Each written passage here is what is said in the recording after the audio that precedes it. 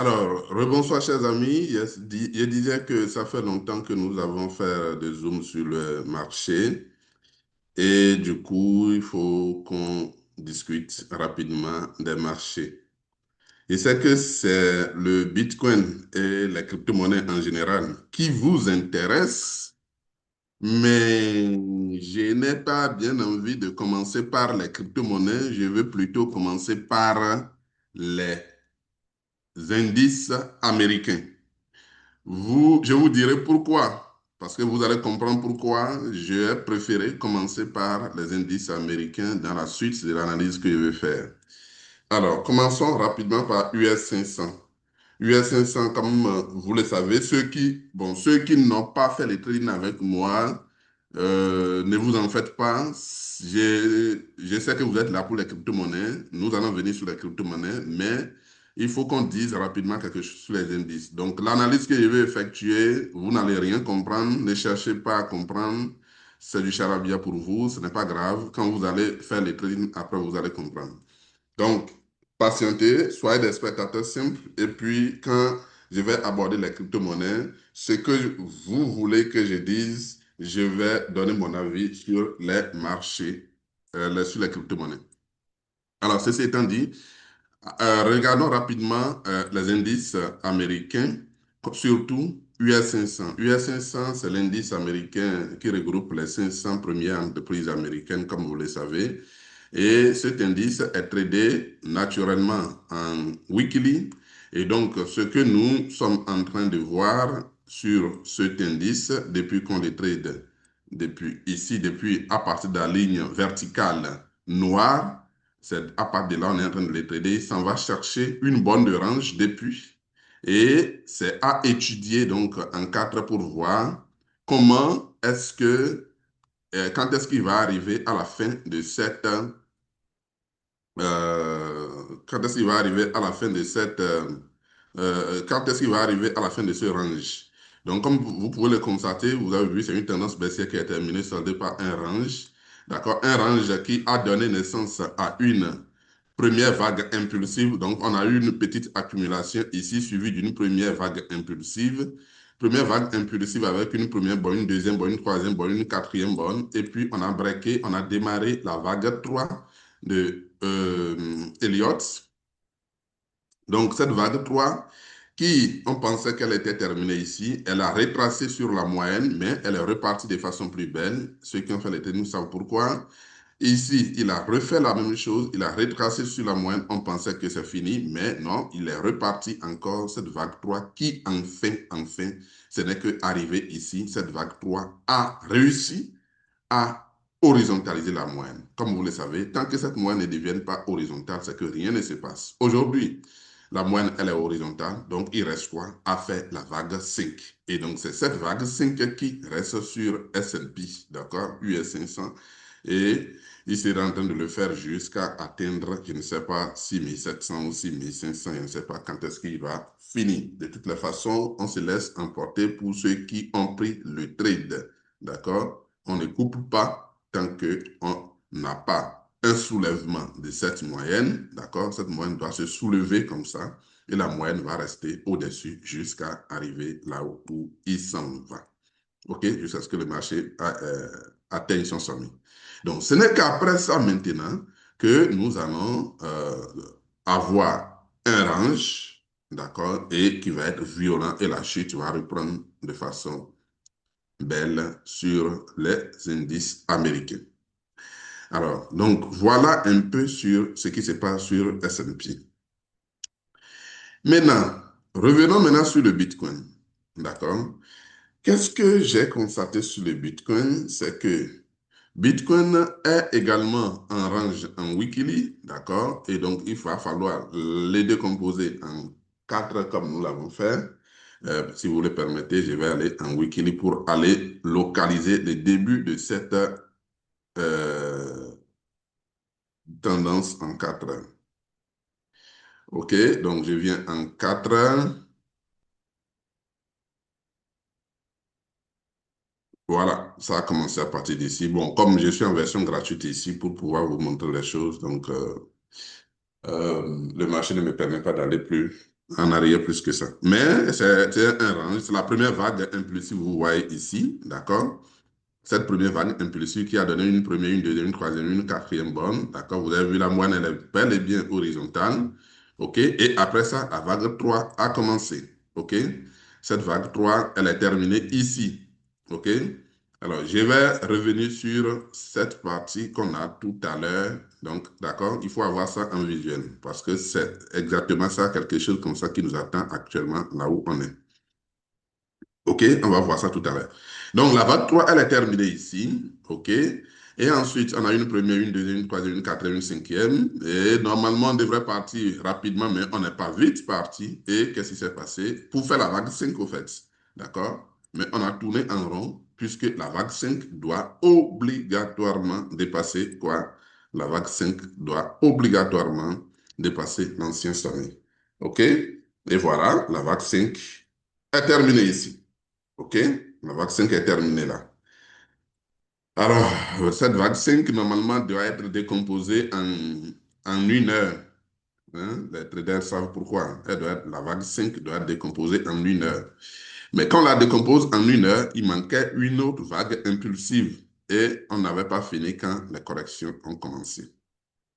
Aujourd'hui, qu'est-ce qui se passe? Nous sommes, pour moi, la vague 5, elle est terminée ici. OK? C'est même pas à discuter. La vague 5, elle est terminée là. Nous avons une première bonne, une deuxième bonne, et puis on s'en va faire la troisième bonne. Et qu'est-ce qui s'est passé? La troisième bonne est bel et bien faite. OK? Mais on fait une troisième bonne, d'accord? Et qu'est-ce qui se passe? Le marché casse des cycles. Bon. Il y a le lecteur de cycle que vous ne maîtrisez pas, les traders, je parle aux traders, vous ne maîtrisez pas le fonctionnement du lecteur de cycle. Actuellement, celui qui a développé cet outil et je suis en train d'utiliser, il est en train de travailler sur le lecteur de cycle parce qu'il lui a tout expliqué et j'espère qu'il va réussir ça très bientôt et ça va beaucoup vous aider. Alors, le lecteur de cycle, moi, le lecteur de cycle me montre que ben, on veut faire une autre vague impulsive haussière. D'accord? Le lecteur de cycle me montre qu'on veut faire une autre vague impulsive haussière. Et c'est ce qui justifie la dernière vidéo que j'ai faite sur YouTube. Si vous regardez la dernière vidéo que j'ai faite sur YouTube, moi, je disais, ben, je ne sais pas pourquoi on veut remonter et que le marché Bitcoin veut monter. Je ne sais pas pour les altcoins, mais le Bitcoin veut remonter. Ben, je ne sais pas pourquoi. Et donc, je disais dans la vidéo, ben, on laisse ça pour voir ce qu'ils sont en train de faire. Moi, je m'en fiche, je ne sais pas ce qu'ils sont en train de faire, sincèrement. Après, ici, là, je ne sais plus ce qui se passe sur le Bitcoin ici. Mais mon lecteur de cycle m'informe qu'on veut faire une vague impulsive haussière. Cette vague impulsive haussière va correspondre à quoi? Il y a ce que nous appelons un pullback et une accélération finale. C'est ça qu'ils veulent faire? Point d'interrogation. Ça, c'est les anciens qui connaissent ce terme. Pullback avec accélération finale. Si c'est ça qu'ils veulent faire, bon, tant mieux, ils n'ont qu'à faire. Mais ce qui me dérange, c'est que le lecteur de cycle m'annonce que on veut faire une dernière accélération haussière, c'est-à-dire une autre vague impulsive. Et c'est pour ça que j'avais fait la vidéo, il disait que, quelle que soit la correction qu'ils sont en train d'effectuer ici, de les laisser. Ils vont remonter puisque le lecteur de cycle annonce une impulsion haussière. Mais qu'est-ce qu'ils ont fait? Normalement, quand le lecteur de cycle annonce ça comme ça, vous, vous ne devez plus revenir casser ça. Ils sont venus casser ça. D'accord? Ben c'est là, on va dire, bon, c'est là. Bon, c'est peut-être une fausse alerte, surtout que nous sommes au sommet des marchés. Comprenez mon comportement. Nous sommes au sommet des marchés. J'ai dit, bon, si c'est le cas, comme ils ont cassé le support, parce que vous voulez faire une tendance, c'est une tendance, c'est une tendance, c'est une semi-tendance. Bon, si vous êtes dans la petite influence, c'est une tendance. Mais vous voulez faire une tendance et vous revenez casser les points bas que vous avez formés, c'est pas bien. Voilà pourquoi moi j'ai dit, bon, ok, si c'est le cas, sortez. Surtout que quand Bitcoin est en train de chuter, mais il maltraite les altcoins. On est d'accord? Pourquoi cette dernière impulsion?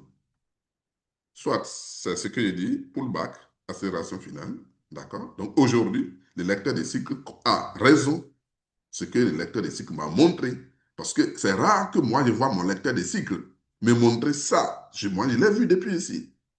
Et je disais, mais pourquoi les gens la cassent encore les cycles? Vous ne pouvez pas rendre former une bonne de range et casser les cycles. C'est du n'importe quoi. Donc, qu'est-ce qu'il faut faire? Voilà pourquoi, allez suivre la dernière vidéo que j'ai faite sur YouTube. Qu'est-ce que j'ai dit dans la vidéo? Il a dit, non, de les laisser, quelle que soit la chute qu'ils sont en train de faire. Puis le lecteur de cycle, moi, m'a rassuré. Mais j'avais eu peur parce que nous sommes au sommet des marchés. On est d'accord? Nous sommes au sommet des marchés. Ah, qu'est-ce que les gens veulent faire? Ils veulent embrouiller les pistes ou quoi? On est au sommet des marchés, ils cassent les cycles. Quand on casse cycle, pour moi, quand je suis dans un marché, et vous, comment les lecteurs de cycle me dit on est en train de casser les cycles, je ne fais plus rien. Je ne sors plus. Au contraire, je profite des retracements pour renforcer ma position pour la tendance, puisque c'est une tendance qui a démarré. Donc, je profite des accélérations baissières pour renforcer ma tendance, ma position dans la tendance. Mais ils ont fait ceci, on n'est pas sorti. Ils ont refait ici, on n'est pas sorti. Ils sont montés, ils sont revenus tenir des clôtures en dessous de ça. C'est là où on a dit, bon, si c'est le cas, bon, peut-être que j'ai tort, sortez.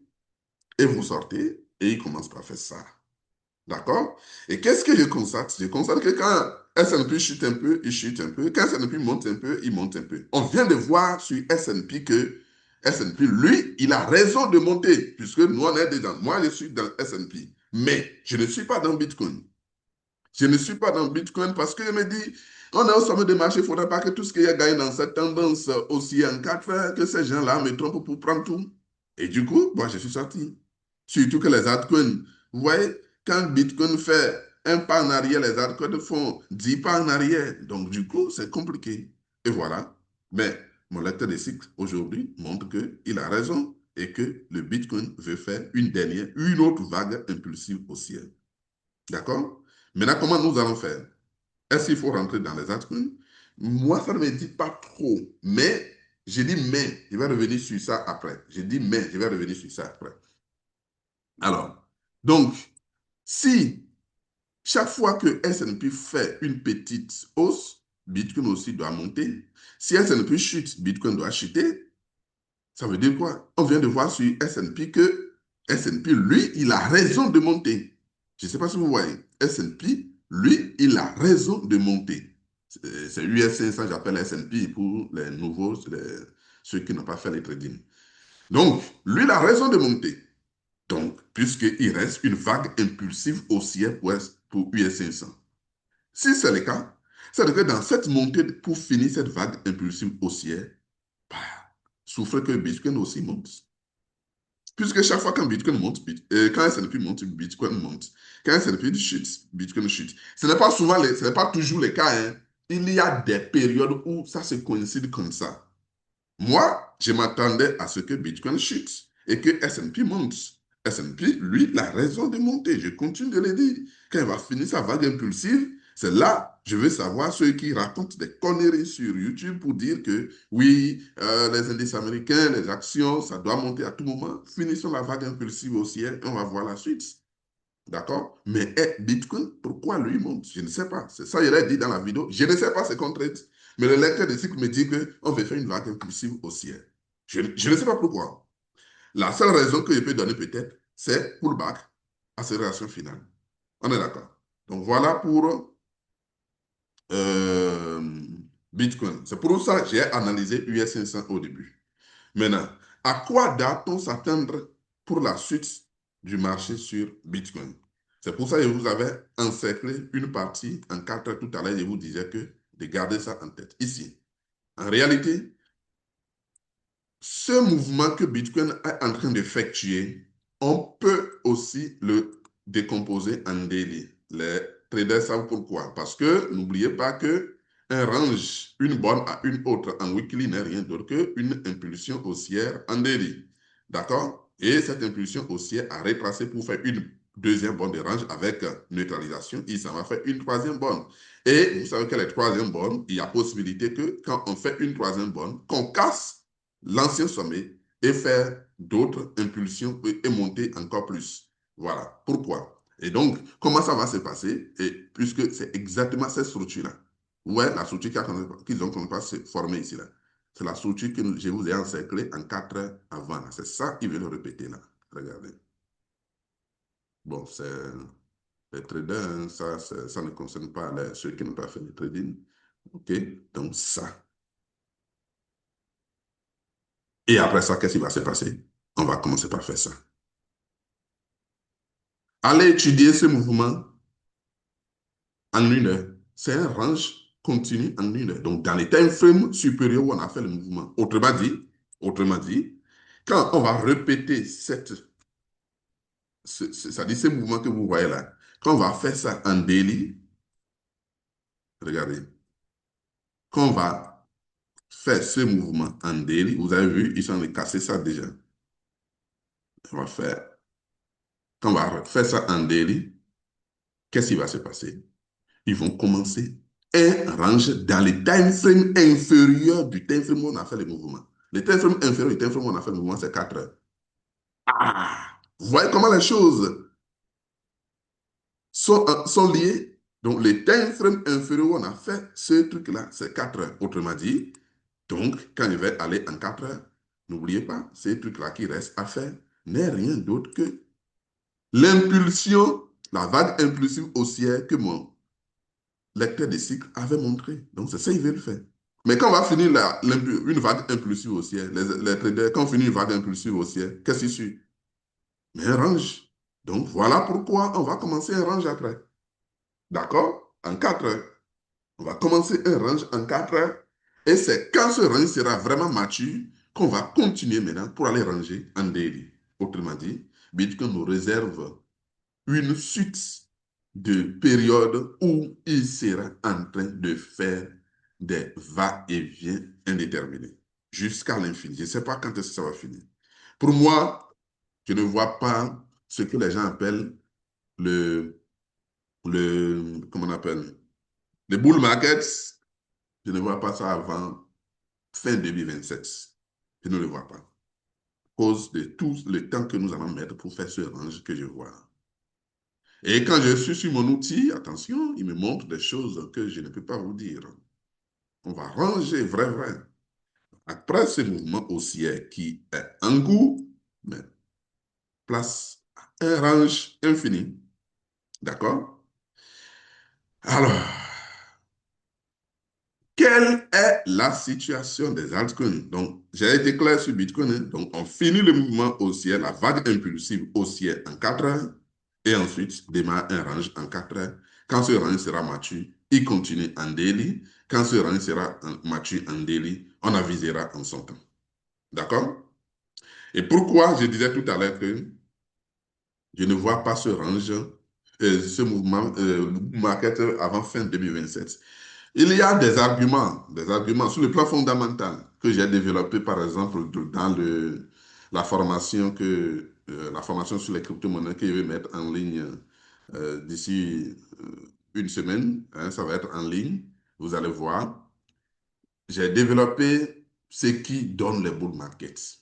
D'accord? Qu'est-ce qui donne les bull markets? Moi, je suis un ancien dans le marché, hein. Je suis un ancien, je suis... Bon, c'est vrai que je ne fais pas partie des cyberpunk, ceux qui ont été à l'origine du Bitcoin, mais avoir découvert le Bitcoin en 2015-2016, je pense que c'est fait partie des premiers, quand même, qui connaissent un peu l'histoire des crypto-monnaies. Et donc, je voudrais vous dire que dans c'est-à-dire, le bull market ne survient pas seulement comme ça. Quand vous allez suivre les vidéos que j'ai développées dans la formation sur les crypto-monnaies, vous allez voir pourquoi je dis que le bull market ne vient pas seulement comme ça. La preuve, vous allez en voir le Bitcoin en train de monter et aucun altcoin ne monte. Aucun altcoin ne monte. Pourquoi? Vous allez comprendre ça dans la suite, dans la formation que nous allons mettre en ligne. C'est important, il faut tout faire pour suivre cette formation-là. C'est le résumé des crypto-monnaies en général. C'est quand même peut-être orgueilleux de dire, si vous pensez faire vie dans les crypto-monnaies, dans les prochaines années, si vous ratez ça, la probabilité que vous puissiez faire vraiment vie dedans, ça va être faible. Parce que ce qui est raconté dedans, j'ai apporté des aspects techniques, hein, des aspects techniques sur le marché. hein. C'est vrai, là, c'est surtout le fondamental qui a été développé, comment il faut comporter, tout ce que les anciens connaissent déjà, comment on manipule les différents écosystèmes, ça a été encore abordé, mais il y a une partie qui est qu'est-ce qui détermine les bull markets? D'accord? Et vous allez, ça c'est une surprise pour vous, vous allez découvrir dans cette formation. Donc, quand il fait un daily, OK, c'est quand on va finir ce mouvement maintenant, alors on va ranger, ranger, ranger, et puis la suite, on verra. Ça, c'est pour le Bitcoin. Maintenant, les altcoins, je vais prendre Ethereum. Ethereum est l'un des altcoins qui a fait parfaitement ce que j'attends que les altcoins fassent et que j'attends que le Bitcoin même fasse aussi. Ethereum est l'un des altcoins qui a réussi la structure que j'attends des crypto-monnaies. Ethereum. Regardez, c'est exactement la structure que j'attends du marché.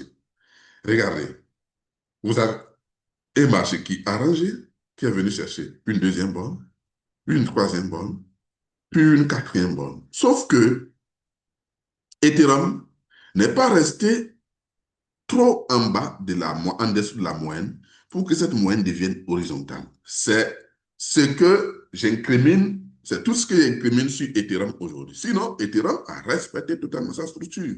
C'est une structure parfaite. Pas mieux que ça. Voilà pourquoi je pense que oui, les gens sont impatients que Ethereum reprenne. Oui, je suis complètement d'accord, hein. Il n'y a rien à faire. Ethereum va casser ses supports, faire. Vous voyez, c'est une structure jolie, hein. Hein. Les traders, vous voyez ce qui se dessine à manger là. Parce que, regardez, hein, quand Ethereum va finir ça, qu'est-ce qui va se passer? Mais quand cette moyenne va devenir horizontale, même si les gens l'empêchent aujourd'hui de devenir horizontal ici, il peut remonter comme ça et faire son horizontalisation ici. Quand il va faire l'horizontalisation là, qu'est-ce qui va se passer? Mais il va accumuler, accumuler, accumuler, et vous-même vous savez, quand il commence à accumuler, qu'est-ce que vous allez faire? Ben, suivez, et bien, il va casser ça, et puis partir. Je suis d'accord que Ethereum va aller à 8 000, 10 000 dollars si vous voulez. Et donc, les investisseurs, un investisseur va se dire, qu'est-ce qui me dérange d'acheter Ethereum à 2 800 dollars et si je sais que Ethereum ira à 10 000 dollars, qu'est-ce qui me dérange? Je préfère l'acheter aujourd'hui à 2 800 dollars. Bon, mais, quand on dit investisseur, c'est un vrai investisseur. Il ne faut pas finir d'acheter Ethereum à 2 800 dollars. Ethereum revient encore à 1 100 ou 1 200 dollars parce qu'il a oublié d'horizontaliser sa moyenne et tourne en rond, perd du temps, et puis tu vas venir vendre ça à 2 000 dollars ou bien 1 100 ou 1 500 dollars. C'est là qui n'est pas bon. Quand on achète pour de l'investissement, on patiente et on ne touche plus, quel que soit ce qui se passe. Qui ne risque rien n'a rien. C'est dans ces conditions, la théorie là est respectée. Pas dans les trucs de 100%, il faut mettre de l'argent pour gagner 1000% dans 2 jours là. Et les gens font là, les hype, je veux dire. Ça, c'est pas bon. Donc voilà pour Ethereum. Donc Ethereum, lui, il a respecté sa structure. OK? Ethereum a respecté sa structure et je suis parfaitement d'accord pour Ethereum. Ensuite, Solana. Solana, par contre, ne me plaît pas. Solana ne me plaît pas. Bon, désolé, votre outil n'est pas arrivé parce que Solana n'a pas suffisamment d'historique. Solana, bon, mon outil le montre, hein. Donc normalement, il doit revenir quelque part puisque l'outil, la moyenne, il est venu toucher la moyenne. Il devrait passer du temps en dessous. OK? Comme je le disais tout à l'heure pour Ethereum, normalement, c'est la même chose qu'on devrait faire sur Solana. OK? Mais il ne l'a pas fait encore. Est-ce qu'il va le faire? Bon, point d'interrogation.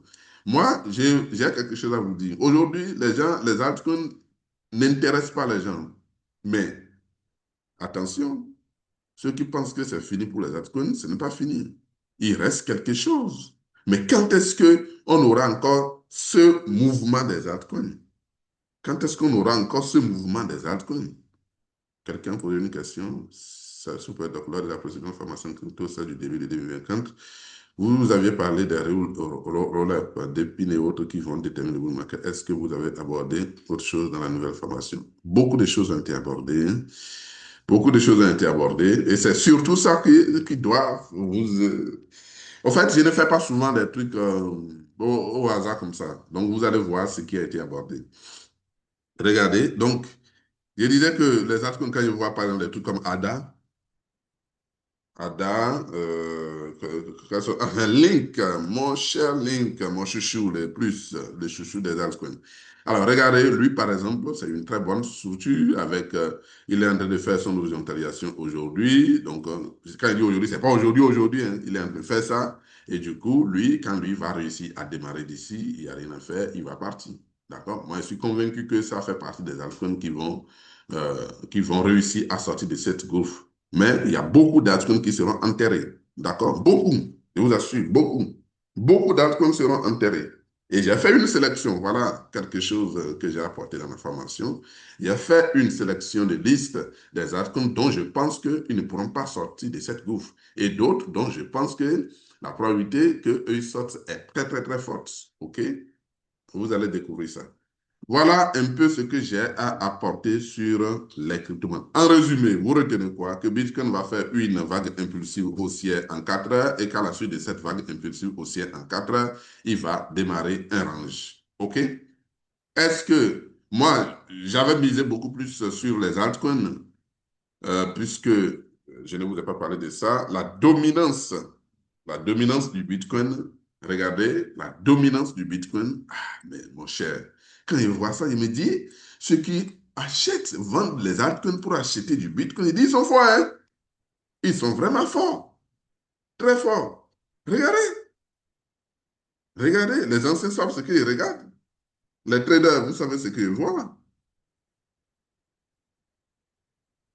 OK? Vous savez ce que je vois?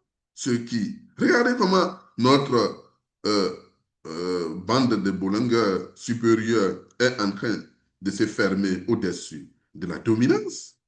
Malgré ça, les gens osent acheter, vendre des actions pour acheter des bitcoins. Bon, je me dis, j'attends pour voir jusqu'où ira ce délire. D'accord? On va voir. Donc voilà un peu. Si vous avez des questions, il faut les poser dans le chat pour que je réponde. Je ne pourrai pas vous donner la parole. Il faut poser les questions dans le chat parce que je vais poster la vidéo. D'accord? Donc si vous avez des questions, n'hésitez pas à les poser dans le chat. Donc quand moi je vois ça, je me dis ceux qui achètent ça, sincèrement, ceux qui vendent le Bitcoin pour acheter les altcoins, ils sont forts, hein. Ils sont vraiment forts. Ils sont vraiment forts. Que faire à présent, docteur? Ben, si vous avez une seule chose à faire, c'est soit rentrer dans le marché sur Bitcoin et Ethereum. D'accord? Bitcoin et Ethereum. Pas plus. On attend jusqu'à ce que... C'est vrai, je suis en train de voir que certains d'entre nous vont faire une extraction aussi, mais moi, je ne vais plus prendre de risques tant que je n'ai pas la confirmation sur le reste des altcoins. Bitcoin et Ethereum, pas plus. OK? Bitcoin et Ethereum. Comment vous allez faire pour entrer? Ben, il faut aller dans les petites infos. C'est ce que j'ai dit aux traders. Je vous ai toujours dit, chaque fois que vous voyez, regardez, voilà que des gens qui n'ont pas suivi la formation en trading sont connectés, je vais donner un de mes secrets. Chaque fois que vous voyez une impulsion haussière à démarrer comme ça, moi-même, je n'étais pas dans le Bitcoin aujourd'hui. Je n'étais pas dans le Bitcoin, mais je suis entré dans 109 000, quoi, à 109 800. Comment j'ai fait? Je suis allé dans les petites infos, 3 minutes, 1 minute. Les amis, il y a toujours tendance, quand vous voyez un mouvement aussi en cours, là, allez en 1 minute, allez en 3 minutes, pour voir comment vous allez faire pour entrer dans les marchés. Regardez, tout à l'heure, en 3 minutes, bon, je vous montre d'abord, pour 3 minutes, on faisait tout ça. D'accord? Et je vois, on fait, je viens voir ce matin ça.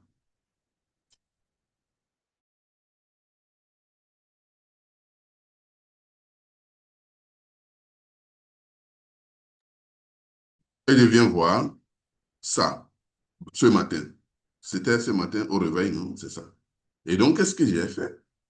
J'ai suivi à la lettre ce mouvement jusqu'à trouver la deuxième bonne en 3 minutes. Il s'est formé ici.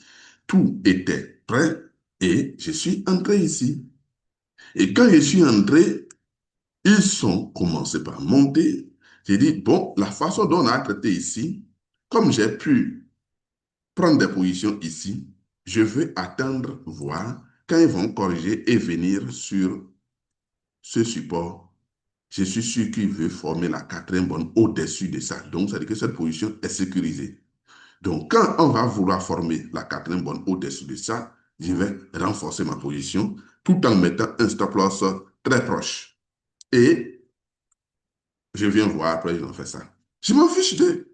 Je ne sais pas, je donne ma tête. Je ne sais pas ce qu'ils sont en train de trader. Je continue de le dire. Mais chaque fois que moi, je vois des tendances, moi, je dois entrer. OK? Alors, je viens en 15 minutes. Aujourd'hui, vous avez raté ça. Je crois, non, c'est ça là, on était dedans ensemble et c'est quand ils ont chuté ici, on est sorti. OK? Je crois qu'on est sorti ici. D'accord? Et pour moi, ils étaient en train de casser ici, ils voulaient encore revenir ici. Bon, maintenant, ils m'ont eu, c'est un range. Et ils sont sortis en haussière. Ça veut dire quoi? Selon vous, si ça là, c'est une première vague, impulsive, haussière, ça, le range, ce qui se passe là, c'est quoi? Mais c'est une vague impulsive aussi en 15 minutes. Une vague impulsive aussi en 15 minutes. Comment vous allez faire? Mais vous décomposez ça. OK? Donc, est-ce que vous allez courir pour entrer dedans comme ça? Non, décomposez ça dans les petites infos. On s'en a appris comment on décompose ça. Décomposez ça. OK? Ça peut aller. Et quand vous allez décomposer ça, vous allez entrer. Là, on sait qu'une vague impulsive aussi, une V3 a démarré. Quand est-ce que ça va finir? Je m'en fiche de quand est-ce que ça va finir. Moi, je suis entré ici. Ben, comment je vais faire? Je ne sais pas. Je surveille pour voir comment je vais faire pour avoir la même pour entrer dedans encore.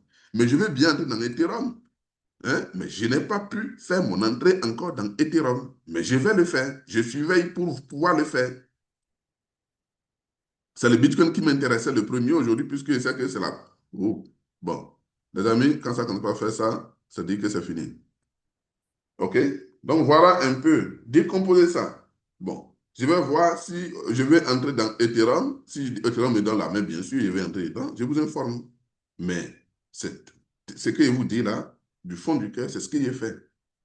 Mais je n'ai pas risqué tout mon capital parce que c'est que l'histoire là n'est pas claire. L'histoire là n'est pas claire. D'accord? Que faire après?